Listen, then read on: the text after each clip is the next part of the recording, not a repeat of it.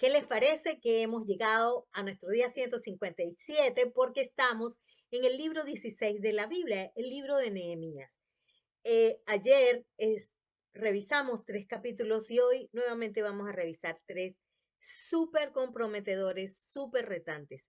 En primer lugar, el capítulo 4 de Nehemías. En este capítulo vamos a resaltar que cuando nosotros nos esforzamos como cuerpo de Cristo para restaurar con la palabra de Dios en el cuerpo de Cristo, también tenemos al enemigo atacándonos. Se enoja, él se enfurece en gran manera, él hace escarnio de los hijos de Dios, conspira contra ellos y los ataca. Observemos que la palabra dice, ¿qué hacen estos débiles judíos? ¿Se les permitirá volver a ofrecer sus sacrificios? El enemigo dice, resucitarán los montones del polvo, las piedras que fueron quemadas. Ciertamente nosotros hemos presenciado la respuesta. Jesucristo ha resucitado y sí, realmente nos ha permitido un nuevo comienzo por el sacrificio del Cordero inmolado. Tenemos que decir aleluya. Pero consideremos que verdaderamente el único y final objetivo de Satanás es detener la obra de edificación del cuerpo de Cristo, detener la obediencia a la palabra. Tengamos presente esto. Mientras nosotros nos mantengamos apegados, mientras nos mantengamos entendiendo, nos mantengamos en obediencia a la palabra, el enemigo nunca va a poder lograr nada. Mientras estemos tibios, indiferentes a la palabra de Dios, el enemigo habrá vencido. Desarrollemos estrategias bíblicas. Estrategia 1. Obediencia a la palabra, más obediencia a la palabra. Santiago 4:7 dice, someteos pues a Dios, resistid al diablo y él huirá de vosotros. Y también primera de Pedro 5 hasta el 9 dice, igualmente jóvenes, estad sujetos a los ancianos y todos sumisos unos a otros, revestidos de humildad, porque Dios resiste a los soberbios y da gracia a los humildes. Humíllense, pues, bajo la poderosa mano de Dios, para que Él los exalte cuando sea tiempo, echando toda su ansiedad sobre Él, porque Él tiene cuidado de nosotros. Debemos ser sobrios, debemos velar sobre el cumplimiento de la palabra, porque nuestro adversario, el diablo, anda como león rugiente buscando a quien devorar. ¿Y cómo lo vamos a resistir? Firmes en la fe, sabiendo que los mismos padecimientos se van cumpliendo en nuestros hermanos en todo el mundo. Estrategia número 2, derribar los argumentos antibíblicos. Esto requiere entendimiento de toda la palabra de Dios. Segunda de Corintios 10, 4 al 6 dice, las armas de nuestra milicia no son carnales, no pueden ser armas humanas sacadas de la ciencia humana. Jamás podremos vencer al enemigo con esto. Solamente con las armas espirituales que son poderosas en Dios para destruir fortalezas. ¿Y cómo vamos a destruir las fortalezas? Derribando argumentos, derribando la altivez de los argumentos que se levantan contra el conocimiento de Dios, llevando cautivo todo pensamiento a la obediencia a Cristo y estando prontos para castigar toda desobediencia cuando nuestra obediencia sea perfecta. Wow, esto es profundo, esto es profundo. Estrategia 3. Unidos e implacables en la oración, pero la oración bíblica. Verso 9, entonces oramos a nuestro Dios y por causa de ellos pusimos guardias contra ellos de día y de noche. Como dice el Salmo 1, que meditando en su palabra de día y de noche. Estrategia 4. Continuar edificando, enseñando sin detenernos, sin parar. El verso 6 dice, edificamos pues el muro y toda la muralla fue terminada hasta la mitad de su altura porque el pueblo tuvo ánimo para trabajar. Y el verso 15 dice, y cuando oyeron nuestros enemigos que lo habíamos entendido y que Dios había desbaratado el consejo de ellos, nos volvimos todos al muro, cada uno a su tarea. Wow. Estrategia 5. edificar el cuerpo de Cristo por familias, armarlo con la palabra de Dios y luchar. Versos 13 y 14, entonces por las partes bajas del lugar, detrás del muro y en los sitios abiertos puse al pueblo por familias, con sus espadas, con sus lanzas y con sus arcos.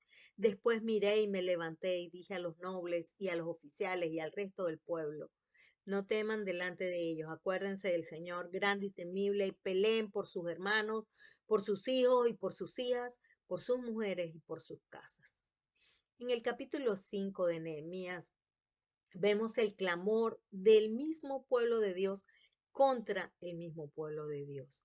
Efesios 4, 25 y 27 dice, por lo cual, desechando la mentira, hablad verdad cada uno con su prójimo, porque somos miembros los unos de los otros. Airaos, pero no pequéis. No se ponga el sol sobre vuestro enojo, no den lugar al diablo. Nehemías reprendió a los nobles y a los oficiales. La reprensión bíblica tiene la intención de hacer volver al temor de Dios, de hacer volver al pueblo desobediente a la obediencia a la palabra. A un miembro del cuerpo de Cristo que se ha desviado practicando el pecado, podemos corregirlo con reprensión bíblica. Verso 9, y dije, no es bueno lo que hacen. No andaréis en el temor de nuestro Dios para no ser oprobio de las naciones enemigas nuestras. ¿Qué relación hay entre la reprensión bíblica con el verdadero amor? Y este es un tema súper controversial y que ha sido maltratado.